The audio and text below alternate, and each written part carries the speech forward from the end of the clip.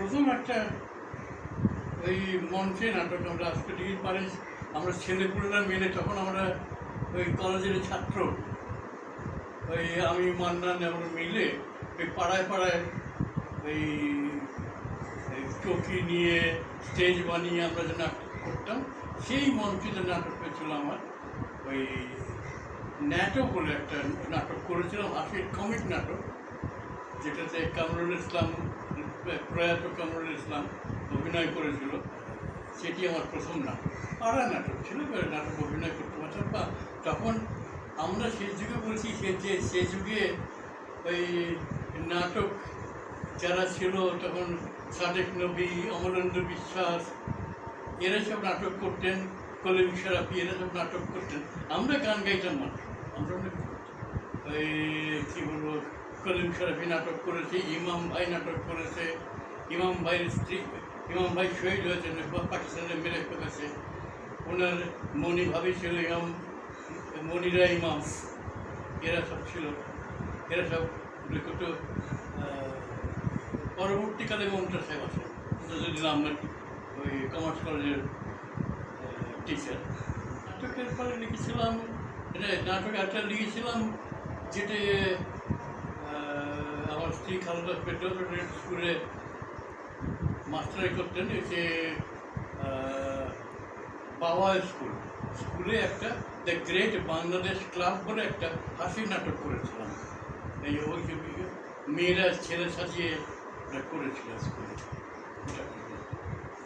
আমার প্রথম নাটক বড়দের নাটক প্রথম নাটক লেখাই হচ্ছে বর্ণের রাত্রিকাল এটা আমি প্রায় 1.5 বছর 2 বছর লেগেছিল লিখতে আমার আমি নিজেই লিখেছি এবং এইটি কেউ করার জন্যে ওই আমি ঋণী ডক্টর কামাল স্পোর্ট ট্রাস্টের মরহুম ডক্টর কামাল সবাই এটাকে বাদ দিচ্ছিল কামাল বলে তুমি এটা ইউনিক করেছো উনি সেই ওটা যিনি নিলেন উনি করলেন এবং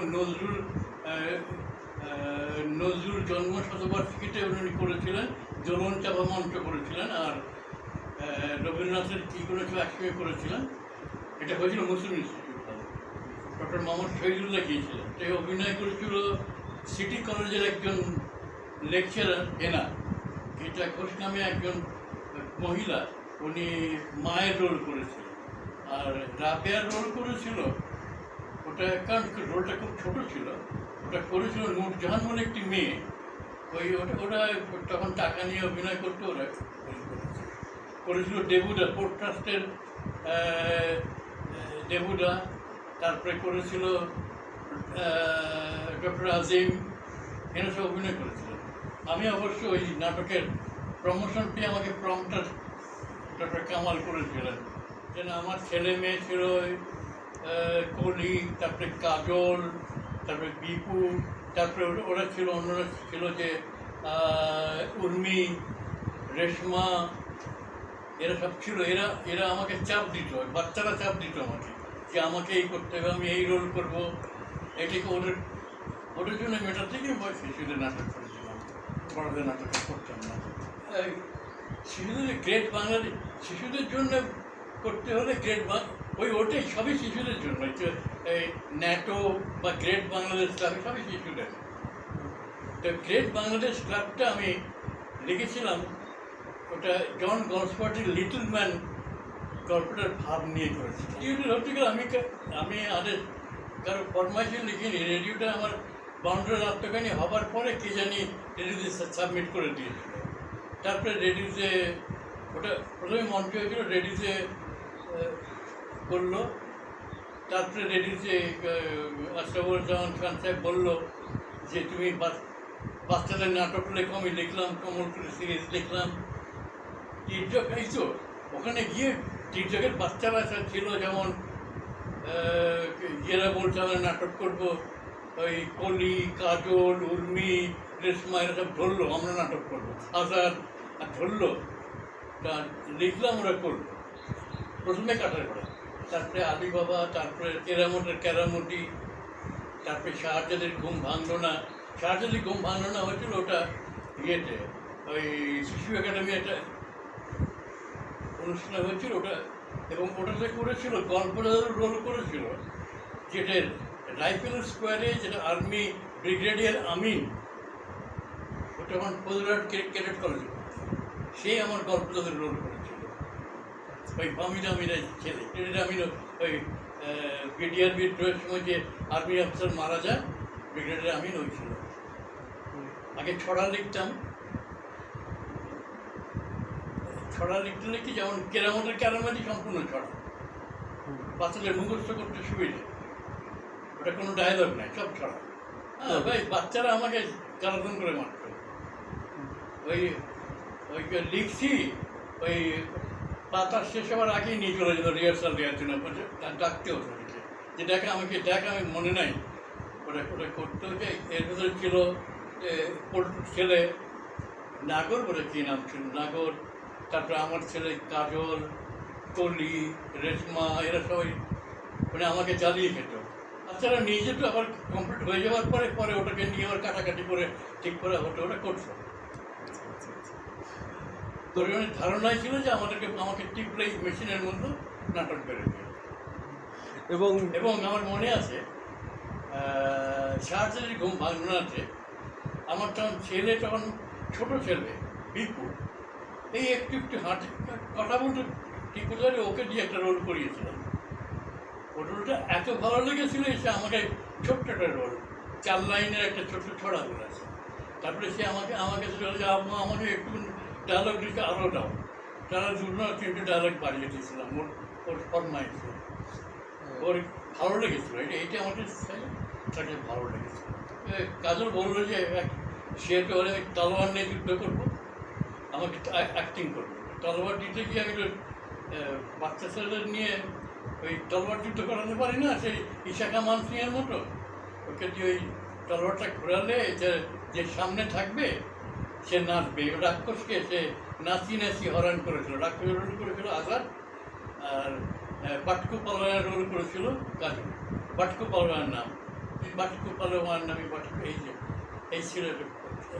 বসলে মনে কিছুক্ষণ চিন্তা করলে মনে পড়বে, রাস্তাটাও প্রায় ভুলে যায়। কারণ ওর স্কুলের বাচ্চা, সবাই তো স্কুলের বাচ্চা ছিল, বাবা স্কুলের। এবং বাবা স্কুলের তৎকালীন প্রিন্সিপাল বলা হতো নীলুফার আতিক, আমাকে খুব উৎসাহ দিয়েছিল। তিনি কি আস্তে আস্তে যখন চিটাং ছেড়ে চলে এলাম, তখন ওই কন্টিনিউটি ব্রেক করে দিয়েছিল। যদিও ওই আদি বাবা, কাঠের ঘোড়া, এগুলো ঢাকাতেও মনে সমিতি মঞ্চে কয়েকবার হয়েছে, সেটা নতুন নাটক হয়নি, লেখা হয়নি। যেমন আদি বাবাকে আমি করতে চেয়েছি, আদি বাবা নাটকটাকে বড়দের করে আমি একটা ইয়ে করতে চাচ্ছি, যেমন যেটা চিরকাল করে এসছে, যে কর্মীরা যারা শ্রমিকরা, এদের ভাগ্য পরিবর্তন হয় না। যেমন এর কর্মীরা ছিল মার্জিনা, আবদুল্লাহ, এরা তো ক্রেজাস দাসের মতো, এদের ভাগ্য পরিবর্তন হয়নি যুগে যুগে। কিন্তু ওই কাসেমের ছোট ভাই আলী বাবার ভাগ্য পরিবর্তন হয়েছে। আলী বাবার ছেলে হোসেন এখন ভদ্রলোক, স্যুট প্যান্ট টাই করে ঘোরে, এই যুগে যুগে চলছে, আজকালও চাই আছে। এইটা নিয়ে একটা নাটক আমি শেষ হয়নি, শেষ হয়ে যাবে কয়েকদিনের মধ্যে, এমনি মাঝখান লাগবে। এই একটা নাটক, এটা আগে একবার হয়েছিল, একটা রিহার্সাল হয়েছিল, এটা হয়নি। এটা ওয়াবটা মিলনাচানে করার চলছিল, কিন্তু পরে ওটা হয়নি। কী কারণে যে হয়নি আমি জানি না। তারপরে আবার এখন নতুন করে ওটা স্ক্রিপ্ট হারিয়ে গিয়েছিল, নতুন করে লিখেছি, নতুন করে দুটো সিন হয়ে গেছে, আর অল্প একটু লাগবে। না, এটি হয়েছে মাঝে মাঝে, এইটা কন্টিনিউ করার জন্য এটা এখনও বয়স বেড়ে গেছে, অত চিন্তা হয় না। আর বিশেষ করে আমি কলম ধরতে অসুবিধা হয়, আমি যাই টাইপের মতো ওই ল্যাপটপে বসে যা পারি করি আর কি, কারণ কলম দিয়ে হাত কাঁপে। এবং এখানে একটা জিনিস আমি বলি, আমার লিগ যেমন বঙ্গের নাট্যখানি যে লেখা শুরু হয়েছিল এটা থেকে, তখন কেবল গান গাইতাম, পয়সা করে নিতাম না। তখন আমাদের সময় দুটো টুকরো ছিল, যে একটা ছিল অ্যামেচার। অ্যামেচার বলতে গিয়ে আজকাল তো অ্যামেচার নেও, একটা অ্যামেচার ওটা সাধারণ তাচ্ছিল্য হয়। আগে অ্যামেচার ছিল যে আমরা পয়সা করি না নিয়ে আমরা কাজ করতাম, আর প্রফেশনাল হচ্ছে ওই তাদেরকে পাত্তাই দিল না, টাকা যখন দিচ্ছি খাবারে সম্মান দিত না। আমরা ছিলাম অ্যামেচার, আমরা পয়সা করে নিতাম না। তো এই একবার আমাকে ওই নানুপুর ওই মাছ ভাণ্ডারের, এখন বর্তমানে আমি নাম বলবো না, উনি চিটাগাং কলেজে পড়তেন। উনি পরবর্তীতে ব্যাংকে চাকরি করে, পরে উনি এখন গদ্দিনুদ্দিন পীর হয়ে গেছেন। তো উনি গান গাইতে পার মাঝে মাঝে। তা আমাকে ওনার মাছ ভাণ্ডারে নিয়ে গিয়েছিল নানুপুর, নিয়ে আমি সেখানে গান গাইছিলাম। এটা আমার পল্লিকীর্তিগুলো বেশ পপুলার ছিল তখন। আমি সেখানে ওই মাছ ভাণ্ডারের ওখানে আবু কাওয়াল ছিল একজন, এখন তিনি নাই বোধহয়। তিনি ওনার বাড়িতে আমাকে ডেকেছিলেন, ওনার বাড়িতে আমি গান গেয়েছিলাম। গান গেয়েছি, উনি বলেছে আরে এত বড় জেনিয়াস, উনি আমাকে 125 টাকা দিয়েছিলেন। আমার মনে আছে এটা দিয়েছিলেন তোমাকে, আমাকে এই সেই যুগে 150 টাকা অনেক বেশি। 150 টাকা দিয়ে বললেন যে আমাকে থাকলে আমি দিয়ে দিতাম। ওই 150 টাকা দিয়ে আমি কাজ করেছিলাম। আমি একটা তখনকার যে পাইলট 22 টাকা দিয়ে একটা পাইলট কলম, ভালো পাইলট কলম একটা কালি কিনলাম, কাগজ কিনলাম আর বই কিনলাম, এবং নজরুলের উপরে লেখার আমাদের ছিল। কিনতে অনেক বই কিনেছিলাম, কিনে তারপরে বঙ্গের নাট্যখানি লিখলাম। এবং এইখানে একটা জিনিস, বঙ্গের নাট্যখানিতে একটা জিনিস সবাই বুঝতে পারবে, যে নুরুর বোনের রোল আমি চেয়েছিলাম। নজরুল ইসলামের বোন ছিল একদম সাদামাটা, ওই জন্য নাটকে আনা যায় না। নজরুলের মা, নজরুলের বাবা, এদেরকে নাটকে আনা যায় না। একদম সাদা মনে ছেলের বউদের আনতে পারে, কিন্তু এদের আনা যায় না। তখন দেখলাম নজরুল শামসুন নাহার মামুন আর হাবিবুল্লাহ বাহার, এই দুজনকে তিনি বাহার আর গোল নাহার আনে আলো একটা উনি লিখতে, এই দুজনকে খুব স্নেহ করতেন। তখন আমি শামসুন্নাহার বেগম, শামসুন্নাহার মামুনকে নজরুলের বোন সাজিয়ে ওনার জীবনী পড়ে আমি বঙ্গের নাট্যখানিতে ওনার কিছুটা আমি ঢুকিয়ে দিয়েছি। যেমন চিঠি দিয়েছিলেন দিইনি চিঠি আগে, এটা এইটা জীবন রাগে, এইটা আমি দিয়েছিলাম ওই বঙ্গের নাট্যখানিতে দিয়েছিলাম। ওটা নজরুলের বোন টুনি চরিত্রটা হয়েছে বেগম শামসুন্নাহার মামুনকে। আর এখানে একটা মনে আছে আমার, ওই আমাকে তো সেই যুগে আমার দায়িত্ব ছিল নাটকের পর্দা টানা, উইংসের পাশে কারো খাবার এনে দেওয়া, এই ছিল, আমাকে পাত্তা দিত না কেউ। তা আমার নাটক হচ্ছে, তো হঠাৎ আমার শখ হলো, রিহার্সাল হচ্ছে, শখ হলো যে আমিও নাটকে অভিনয় করছি। তা আমি একটা রুমমেটের চরিত্র করেছিলাম। একটা করে আমি করবো বলে কামালদাকে বললাম যে এটা আমাকে দেবে না, তোমাকে অডিশন টেস্ট দেবে, ঠিক আছে। এখন আমি টেস্ট দিলাম, সালাম টেস্ট দিল, হাসান জাহাঙ্গীর টেস্ট দিল। আর হাসান জাহাঙ্গীর অ্যানাউন্সও করেছে বোধহয় রেডিওতে, হাসান জাহাঙ্গীর টেস্ট দিল। আমি সব বার হাসান জাহাঙ্গীর সিলেক্টেড হলো, সেই করলো। আমি আমার জন্য করেছি যেটা, ওটা হাসান জাহাঙ্গীরকে দিয়ে দিল। যা তাহলে প্রমোশন দিল, তোমাকে পড়াটা হতে হবে না, তুমি প্রম্পট করবা। তখন তো প্রম্পটার ছিল, এবং বলে খবরটা স্টেজে ঢুকে পড়বো না। ওইখানটা একটা জিনিস, একটা কথা বলি, আমার এরকম পুরস্কার জীবনে কেউ পায় না। আমার নিজের মা যদি কিছু লেখাপড়া জানতেন, আমি তো বড় হয়েছি স্বপ্নের হাতে, তিনি লেখাপড়া জানতেন না। তো ওনাকে কামালদা করেছে কি, কামালদা এমন ছিল, আমার আব্বাকে দাদা ডাকতেন, বড়দা ডাকতেন, আর আমি ওনাকে কামালদা ডাকতাম, মানে এমন রিলেশনশিপ ছিল। আম্মাকে ভাবি ডাকতেন, ভাবিকে উনি নিয়ে এসেছিলেন ফাইনালে দেখানোর জন্যে। সামনে একটা সোফা দিয়ে আমার আম্মাকে, উনি যে নাটকটা কিছু বোঝেন না, বসে পড়ছেন আর এইগুলো করছেন। ওইখানে নায়িকা মারা গেছে, নায়িকার কবরের পাশে এসে নুরু এসছে, সে সময় ইন্টারভেল হয়। তারপরে আমাকে ডাকলো একজন যে খালাম্মা ডাকছে আমাকে।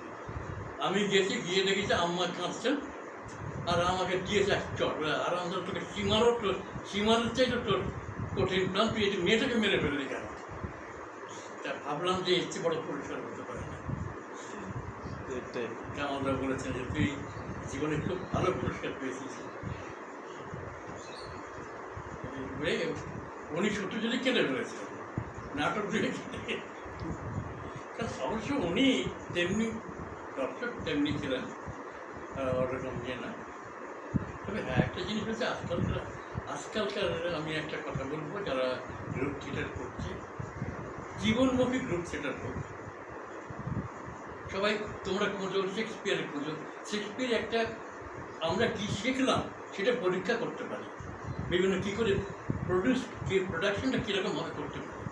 কিন্তু একটা যে নাটক আমরা পারবো বাছাই করতে গেলে আমাদের এই বাংলাদেশের জীবনভিত্তিক একটা নাটক করতে হবে। অনেক কাহিনী আছে, যেমন আমি রবিউল আলম মফিজন নাটক করেছে, ভালো করেছে।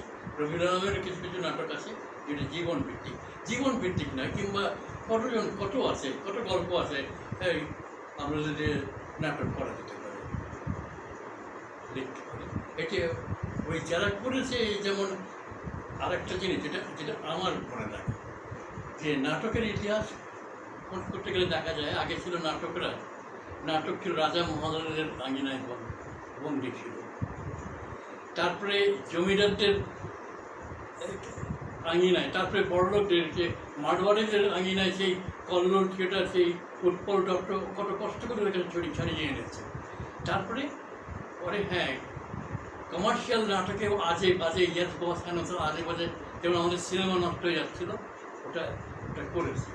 এখন হচ্ছে কি, নাটক কেবলমাত্র ইউনিভার্সিটির একটা বিদ্যানদের আঙিনায় বন্ধ থাকছে। সাধারণ মানুষ যারা নাটক খেটে খায়, ওদের কাছে আসছে না নাটকটা, ওদের বোঝার মতো নাটকগুলো আসছে না। ওদের জন্যই উপভোগ করে নাটকগুলো করতে হবে। এই জন্যেই আমার অনুরোধ, যারা গ্রুপ থিয়েটার করছে তারা যেন এই সাধারণ মানুষের কথা চিন্তা করে। খালি দেখা যায় এখন ওই চিটাগাঁয়ে হোক, ঢাকায় হোক, সব জায়গায় দেখা যায় একই দর্শক চলে আসছে, নতুন দর্শক সৃষ্টি হচ্ছে না। নতুন দর্শক হচ্ছে যারা যাবে একটু আকর্ষণ করার জন্য একটা ওরকম ধরনের নাটক করতে হয়েছে। যেমন সিরাজউদ্দৌলা নাটক একটা কমার্শিয়াল হোক, আবেগপূর্ণ হোক, কিন্তু সূর্য সেন, ক্ষুদিরাম এরা প্রাণ দিয়েছে, ভালো কথা। কিন্তু ভারতবর্ষের স্বাধীনতার পিছনে সিরাজউদ্দৌলা নাটকের অবদান কম নেই, অনেক বেশি। মানুষ খেপেছে ওটা। এই জন্যে আমাদের ভিতরে এই নাটকটি আমাদের সমাজকে সচেতন করতে পারে। আমি চিরকাল অগ্রসর ছিলাম, কোথায় চলে গেছে, ঠিক আছে। তারপরে এত ভাষা বদলানো, এদিক ওদিক করা, আমি মনে আছে, আমি আগে একটা ডিটেকটিভ উপন্যাস লিখেছিলাম, স্ক্রিপ্টও নাই, ঘটনাও মনে নেই, সে আমার বিয়ের বউটাকে ছাত্র অবস্থায়। সাথে প্রথমে তোমাদের আগে খালেদা বেগম স্ত্রী, তারপরে যেহেতু উনি এসছেন, আমি এসেছি, কান টানলে মাথা গেছি, বা মাথা টানলে কান তো যাবে, এই যাচ্ছে। আমি ওই যে এসছিল, তিনজন আমার কাছে গিয়েছিল আস্করিয়ার পাড়ে বাসায়, রবিউল আলম, আলিয়া নরমুল্লাহ আর কামরুল ইসলাম, খোকা। তো খোকা হয়েছে ওই খালেদা ফেরদৌসের বাচ্চা বয়স থেকে ট্রেন। তো বলা যায়, তখন খোকাকে দেখে বলে, কারণ নাটক তো সবাই করতো না, তখন এই খোকাকে দেখে না, ঠিক আছে, তুমি যদি দায়িত্ব নাও, রেসপন্সিবিলিটি নাও, আমার কাছে একটা আমার একটি নাটক নাটকের নাম ছিল জমিলা। পরে মাগো আমি যে আমাদের নাটকের ঘটনাটা হয়েছে কি, একজন লোক পছন্দ করে বিয়ে করেছে, হঠাৎ রাগে চারপাশের লোক হঠাৎ করে রাগের চোটে সে তার বউকে 3 তালাক দিয়ে দিয়েছে এক বছর। কিন্তু নিয়ম হচ্ছে 1 বছর কোরআন শরীফে আছে 3 তালাক দিলে ওটা তালাক হয় না, ওটা 1 তালাক। তো এটি করার জন্যে ওই মৌলবি বললো 3 তালাক হয়ে গেছে, চলে যাও ওইটুকুতেই রাগের চোটে একটা সেন্সের মানুষকে, চাষি মানুষ আতর আলী আর জমিলা, এটা করেছিলাম। এটা আলিয়ানার মোল্লা একটা চিন্তা করছিলেন যে তীর্থকে করবে, আলিয়ানার মোল্লাকে স্ক্রিপ্ট ছিল। তো সেই সময় আবার ওই তীর্থকের একটা গ্রুপ যে হায়দার, এরা সব কি করে একটা নতুন একটা কি নাটক করলো জুনিয়ররা ধরে, যেটা হয়তো রবিউল আলম পছন্দ করেনি, ওটা করে আমারটা চাপ করে দিয়েছে। পরে হবে বলে আর হয়নি। ওটা আলিয়ানার মোল্লা চিন্তা করছিলাম, অনেক পছন্দ করেছিলাম, ওনাকে দিয়েছিলাম স্ক্রিপ্টটা। হ্যাঁ করি, ওটাই স্টপ ক্যাপের দিতে একটা ঢোল বাজিয়ে কবিয়াল গান করা, তারপরে এক যে ছিল 2 বছরের পিয়নের রোল। আমি দুটো তীর্থকের 2টা নাটকে 2টা তখন তো তীর্থকের তখন ছিল সেন্ট প্যাসিক হলে করতো, সামনে সারিয়ে 1 সারি করতো না, নাটক করে বাড়ি যেত। এখনকার ঘন্টা 1 ঘন্টা 1.5 ঘন্টার নাটক শেষে চলে আসতো। এখন তো সামনের সারিও পুড়তো না দর্শক, আমরা সেই জুড়ে মানে টোটাল করলে হয়তো 80-85 টাকার টিকিট বিক্রি হয়েছে। আপনি যে পারি না বয়সে রবীন্দ্রনাথকে হারিয়ে দিয়েছি তো কয়েক বছর হয়। রবীন্দ্রনাথ 80 বছরে মারা গেছে। না ব্যাপার হচ্ছে প্রযোজনার ভিতরে গ্রুপ হিসেবে কিছু বলার, আমি সেটা একজন কর্মী, ওটা অন্য কিছু বলার আমার থাকছে না। আমি বলবার মতো যোগ্যতা রাখি না। হ্যাঁ, আর আমার একটু অনুরোধ যে আর্টিস্টের তীর্থকের একটা অলিখিত নীতি ছিল যে আমাদের নিজস্ব নাটক, রবিউল ছিল, আলিয়ানার মোল্লা ছিল, নিজস্ব নাটক করা হতো। পরের কাছে কোনোদিন হাত পাততে হয়, নিজেরাই করেছি। যাই হোক, এখন আমার মনে হয় যে এটা নিজেরা, আমার মনে হয় খালি নাটক সৃষ্টি, নাট্যকারও সৃষ্টি দরকার, নাট্য পরিচালক সৃষ্টি করতে হবে। যেমন আমাদের সময় ছিল যে তপনদা ছিল আলো লাইট, সে আলো সে টানোর টিনের ভেতরে বাল্ব ঢুকিয়ে কত সুন্দর করে সেই যুগে করা হয়েছে, এত কিছু ছিল না। যেমন আমি দেখেছি যে ঢাকায় মহিলা সমিতি মঞ্চ আর চিটাঙের মুসলিম ইনস্টিটিউট 28 কিন্তু মুসলিম ইনস্টিটিউটে ঢাকার নাগরিক আলী জাকের যে গিয়েছিল, ওটা দেওয়ানগাজের কিস্সা যে করেছে, ওরা ওই ফুটলাইটের সামনে যে লাইটে এমন করেছিল, রিয়েলি আমার কাছে আমি চমকে গেছিলাম, এত সুন্দর করেছিল। এটা আমরা করতে পারি। ইয়েতে গিয়ে যেমন আমি আবার মনে আছে ডক্টর কামাল ছিল, গ্রুপ থিয়েটারের বহুত আগে, তখন আমরা বোধ হয় চিটং কলেজের ছাত্র, আমি একে মান্নানেরা ছিল, একে মান্নানেরও বিয়ে হয়নি তখন আমেরিকা থেকে একটা ড্রামা গ্রুপ গিয়েছিল, মেইন মাস থিয়েটার, আমেরিকা না ইউরোপ থেকে গিয়েছিল। সেখানে মাহবুব ভাই ছিলেন আমাদের দলে, মাহবুব হাসান মারা গেছেন, প্রয়াত মাহবুব হাসান। তো ওখানে প্রফেসর, ওই গ্রুপের একজন মেম্বার ছিল প্যাট্রিসিয়া কুইন, যেটা অভিনেতা অ্যান্টনি কুইনের মেয়ে। দেখলাম ওরা নিজেরা যে এই গ্রুপ ছিল যে অল্প কয়েকজন মিলে এই যে সমস্ত নাটক করে ফেললো, আমরা অবাক হয়ে গেছিলাম। নিজেরাই লাইট করতে সব কিছু করতে ওরা হোটেল সাজানো উঠেছিল আর মৌসুমী নাটক করলো, বেশ সুন্দর করেছিল। মেইন মাস থিয়েটার প্রফেসর বিকার ছিল পরিচালক, ওরা ইউনিভার্সিটির টিম এসেছিল, খুব সুন্দর করেছিল। আস্তে আস্তে আমরা এই যে বললাম না যে কিছুটা ওই ইউনিভার্সিটির আটেলদের আঙিনায় বন্ধ না করে সাধারণ মানুষ তোমরা নিজেদের কাছে নিয়ে চলে এসো নাটকগুলোকে। এটা আমার কথা হচ্ছে, কারণ আজকাল তো হ্যাঁ রবীন্দ্র জয়ন্তীর সময় রবীন্দ্রসঙ্গীত গাওয়া হয়, কিন্তু কয়েকটা রবীন্দ্র সঙ্গীত গাওয়া হয়, সব গান রবীন্দ্রসঙ্গীত হয় না। বিভিন্ন আজকালও গান লেখা হচ্ছে, গান গাইছে। তো এই যে এই পুরনো প্রতিষ্ঠিত নাট্যকারদের করে নতুন নাট্যকারদের সুযোগ দিয়ে হোক না ভুল, আস্তে আস্তে সৃষ্টি হবে। তোমরা তরুণরা ভুলে যাও, ভুল হবে, ভুলটা কোথেকে আমরা ভুল করে নিয়ে সবাই ভুল করেছে। নাটক জীবনের জন্য, এটা কেবল মুখে বললে হবে। যেমন কিছু একটা স্লোগান আছে, আর্ট ফর আর্টসে, এটা বিশ্বাস করি না, কিন্তু এখন আর্ট ফর আর্টসে হয়ে যাচ্ছে। এটাকে এই কোনটা থেকে বেরিয়ে আসতে হবে, মানুষের মাঝখানে করতে হবে।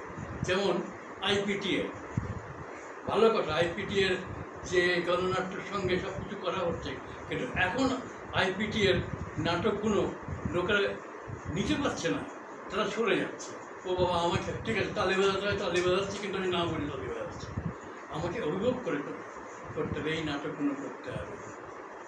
যেমন আমি বলি যে জীবন থেকে নেয়া জয় রায়ানের সিনেমাটা 1970-এর রাজশাহীতে যখন সিনেমাটা হয়, ওর সিনেমার হলের লোকেরা এত আবেগপ্রবণ হয়ে গিয়েছিল, সিনেমা হলের দর্শকরা মিছিল নিয়ে বেরিয়েছিল, পাকিস্তানি অ্যান্টি পাকিস্তানি স্লোগান দিয়ে দিয়েছে। আমাদের এরকম দরকার, আমাদের সমাজটা পড়ে যাচ্ছে, এটা সমাজকে বাঁচাবার জন্যে আরও কিছু করা দরকার। দুর্বোধ্য নয়, কারণ আরেকটা কথা আমি অনুরোধ করবো, আমি একটা গ্রুপ অ্যান্থেম লিখেছিলাম, জলুক পাদপ্রদী মঞ্চমুখর একটা, হয়তো কারো যদি মনে থাকে, ওটা কোথাও আমার পুরো গানটা মনে নেই। তো এইটা সুর করেছিলাম আমি, ডাইরেকশন দিয়েছিল আলিয়ানুর মোল্লা। টিকটক, আমরা টিকটক একটুখানি করা, টিকটক লাইনটা করা, এইটা উনি করেছিলেন। আমরা টিকটক করে ইয়ে করা হতো। তো এইটা একটা নতুন কিছু হয়। আর আমাদের কিছু স্লোগান ছিল তখনকার যুগে, দুর্বোধটা, অহেতুক দুর্বোধটা পরিহার করতে হবে। আমাদের লম্বা লম্বা কথা বলবো না, যেটা বুঝি সে কথাই বলবো। এরকম যে প্রায় ইয়ে করেছিল রবীন্দ্র আলম, এটা কতগুলো করেছিল। এগুলো নিয়ে আমাদের একটা নীতি নিয়ে একটা নাটক করে নেয়। অন্ধকার দূর হোক, এটা কিছু ওই আমাদের কোনো স্লোগান দিয়ে করা হয়েছিল। ওটা রাজ্জাকারও বলতে পারে হয়তো, বা জাহাঙ্গীরও বলতে পারে হয়তো। অনেক পরে এটা গাওয়া হয়নি, কারণ প্রত্যেকটা নাটকে আমরা এটা করতাম। এই তৃতীয় ওই যে বাউডাউন না করে সবাই এসে এই জলের পারপরে গান গাইতে গাইতে তীর্থক আমরা তীর্থক। এখন আমরা তো যাচ্ছি, তোমরাই করবে সব। এবং আমার যারা তরুণ, যারা নাটক করছে, এবং নাটক করে না, শিল্প জগতে যারা আছে, তারা যেন সৃষ্টিকর্মীটা যেন না ভুলে থাকে যে আমি এটা সৃষ্টি করছি, আমরা বমি করছি না, আমরা কথা বলছি। এইটা যেন মনে রাখে,